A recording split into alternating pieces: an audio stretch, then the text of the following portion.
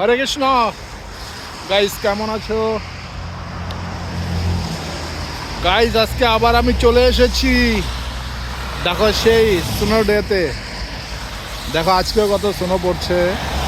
সারাদিন পড়েছে, দেখো পরে পুরো ভরে গেছে চারিদিকে। আজকেও দেখো গাছগুলো, দেখো কত সুন্দর লাগছে না? দেখো গাছগুলো, গাছগুলো দিয়ে একটু তাকালে কত সুন্দর বরফগুলো আটকে আছে। দেখো, বুঝতে পারছো?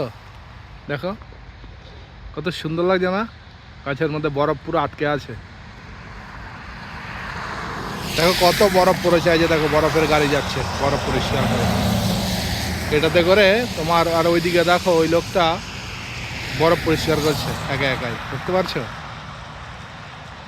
রাস্তা দেখো পুরো বরফ, এই দিক থেকে যেদিকেই তাকাচ্ছ পুরো বরফ হয়ে গেছে। দেখো কত বরফ, শুধু রাস্তাটাই পরিষ্কার করে দিয়ে গেছে বরফের গাড়ি।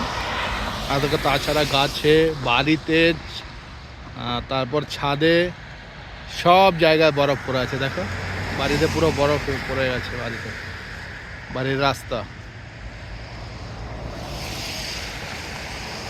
সেই তো আবার বরফ আর বরফ। এখন আরো কতদিন যে চলবে বরফ জানি না, এত ঠান্ডা, হাতে কোনো গ্লাভস নেই, খুব ঠান্ডা। তো এখন রুমে যাচ্ছি বন্ধুরা। এই যে দেখো বরফে পুরো গাছ ঢেকে গেছে। তো ভালো থেকো, আবার পরে দেখা হবে। হরে কৃষ্ণ।